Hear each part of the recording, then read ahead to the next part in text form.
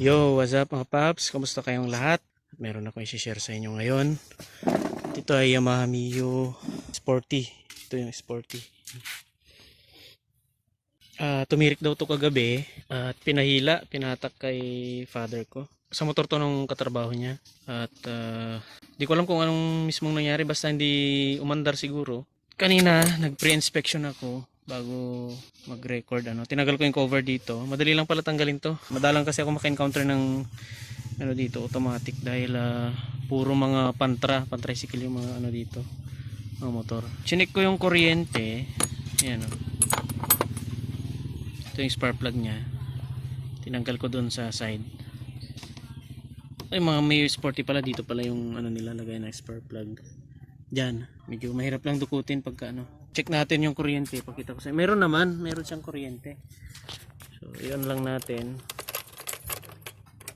Yan. Tapos brake, tapos start. Check natin, may kuryente naman siya. Pagumay na nga lang yung battery. Yun lang. I-kick natin. Ayun yung battery niya Ayan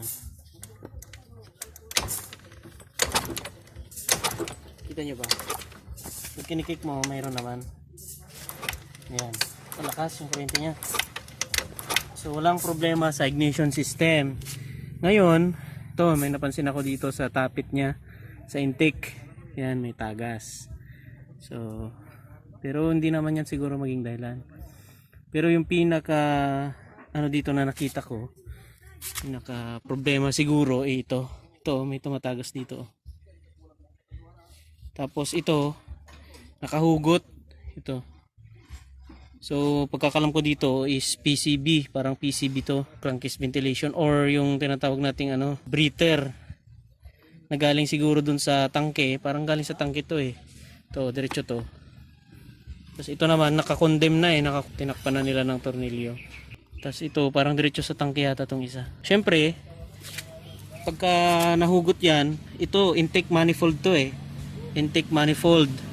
So diyan nakakabit yung karburador. So pag butas yan, syempre singaw. At kung singaw, pwede talagang hindi aandar. Yan, kasi malaki yung butas malaki. Yan may kalakihan yung butas niya. Kaya kapag singaw, hindi talaga aandar.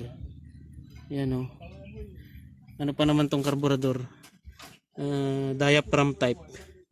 Kihin carburetor. Kaya ang gagawin ko ngayon, ibabalik ko tong spark plug, babalik natin, tapos ilagay natin yan, tapos subukan natin pandarin. Tapos lagyan siguro lang natin ng gasket maker para dumikit, kasi nahuhugot, maluwag na yung port, maluwag na, kaya ganyan. Lagyan natin yung spark plug. Ito tayo sa fuel system mag-diagnose. Ay, suppose wala namang tubig siguro yung nito, gasolina. Baka dito lang talaga itong singaw na to. Sulubat na rin yung battery niya Baon ko muna to, ilagay ko muna, tapos subukan kong pandarin. Alam ko may choke din to ito yata. Subukan natin i-choke muna para umandar. Kung naka-on na, kick natin.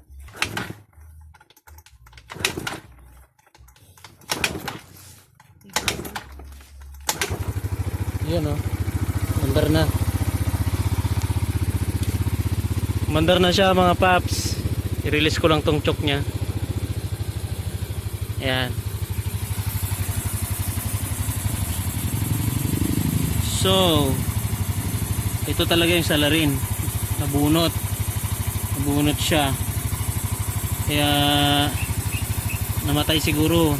Rough road kasi dito rough road, kaya nagbabibrate, tapos maluwag yon, kaya nahugot. So habang umandar, subukan nating hugutin to. So malamang mamamatay yan, pero confirm lang natin. Kung nagbabibrate, simulate lang natin. So yun nga, namatay nga. Tsaka yun tingnan nyo madumi. So ito nga lang yung dahilan kung bakit siya tumirik, dahil lang sa isang hose, yung vacuum nya dyan, vacuum hose. Lagyan lang natin yan ng lagyan natin ng gasket maker para dumikit, para andar siya. Linisan lang natin yan. kaunti. Okay? Nakuha lang tayo ng ano, gasket maker. Ayan mga paps, ginasgasan ko din ng konti ito para hindi siya madulas pagka naipasok natin doon. Hindi ko kasi matanggal eh, tinatanggal ko hindi matanggal. Kaya ayan, nagasgasan din siya konti para pag pinasok natin may maglalak dito. Kasi kung ganyan lang din madulas. Ito yung gasket 101 nilalagay natin. Actually, natitemp ako eh. Natutukso ako nalagyan ng ganito. Yung pang tawag dito, pang tubero, pang ano, pang pipe. Kaso inisip ko baka matunaw kasi eh. Hindi ko pa sure. Pero ito sa mga PVC pipe eh. PVC pipe cement. Pero ito kasi tanso. Tapos alloy. Hindi ko lang sure ha. Siguro didikit siya pero pag tumigas kasi baka matanggal din. Kaya inisip ko ito na lang. Pero pwede rin subukan yun siguro. Pero sa ngayon ito na lang muna ilagay natin. Lagyan muna natin yan ng ano, ng gasket maker. Patuloy natin, saka natin tuloy manipis lang yung maiwan dyan eh. Kasi pag piniga mo siya, lalabas lang din yan. Pero yung ginawa ko, nilagyan ko siya ng gas-gas para hindi siya maano, dumulas. Yan. Kahit makapal yan eh, pag tinusok mo naman dyan eh, lalabas lang din yan. Maluwag na tong port nya. Ayan, nilagay natin. Tulak natin.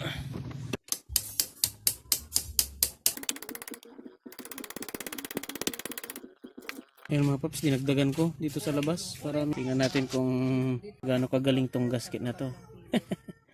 Liquid gasket. Hintayin natin matuyo para magkaalaman na. So at least umandar na. Yan lang pala yung problema. Minor lang yung problema niya. Minor lang pero pwede kang tumirik ng dahil lang dito. Kaya dapat dun sa mga naka Mio Sporty dapat alam niya to, no? Baka ito yung isang issue niya. Hindi ko kabisado din dahil wala pa akong sporty eh. Pero syempre kung may maka-encounter ng ganito, check nyo to. Kung may kuryente naman, walang tubig yung gasolina, i-check nyo tong hose na to. Baka ito yung nahugot. Mamaya pandarin natin to. Nga pala paps, nayuwi ko na rin yung bike ko dito. Bike namin ni Mrs. pala. Kapag bike na rin para medyo lumit-lit yung chan. Ito na pala yung ano, yung malit na shop natin ng Jody Moto. Yan o. Jody Moto. Yan. Meron paunti-unti. Nadadagdagan din natin. Dati nakasabit lang to lahat. Pinagawa ko tong board ito. Yan. Yung mga nagtatanong kung paano mag-business ng motorcycle parts, pwede rin ako mag-share na pintura natin. Hindi pa masyadong maayos dahil marami pang nakakarton na products. Yan. Malit lang to. Itong shop natin malit lang. Mini lang. Tapos ito may konting grocery lang. Pang araw-araw. Yan.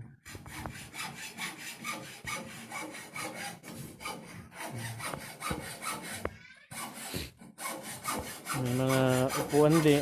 Upuan. Konti lang na rim. Tsaka mga gulong lang na konti. Lang yung ano natin. Ang interior. Mga basic needs. Clutch cable. Ayan, mga bearing.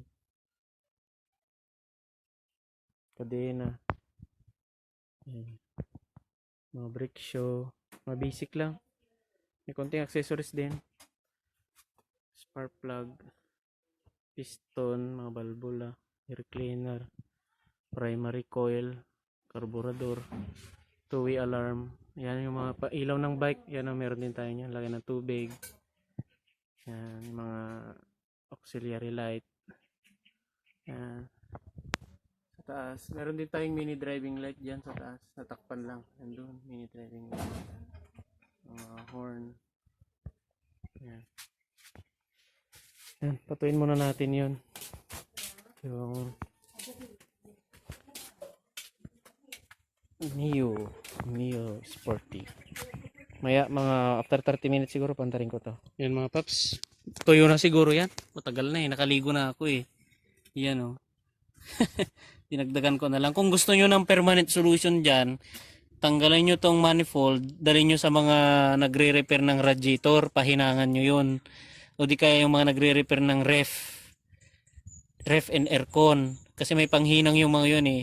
Pahinangan nyo lang ng kaunti para malagyan yan ng alloy o di kaya yung bronze na ano na hinang para permanente na. Ito temporary solution lang yan. Pwedeng mahugot ulit yan eh. Ayan, so testing natin. Switch on. Ayan. Tapos kick kasi hindi gumagana yung ano. Testing natin dito kung gumagana. Wala eh.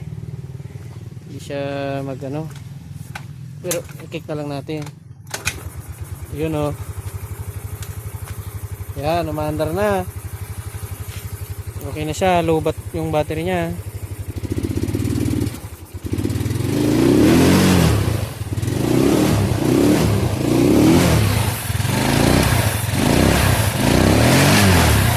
May singaw siya, may singaw. Pero may sumisingaw siya dito.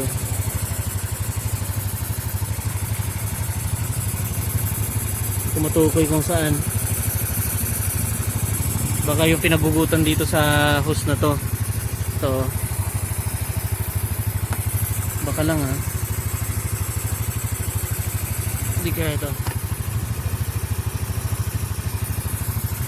Ayan. Ito sumandar na. Pwede na lang iuwi ito. Pero may naririnig akong singaw. Okay na to. Ito sumandar na. Nung nakaraan ayaw mandar eh.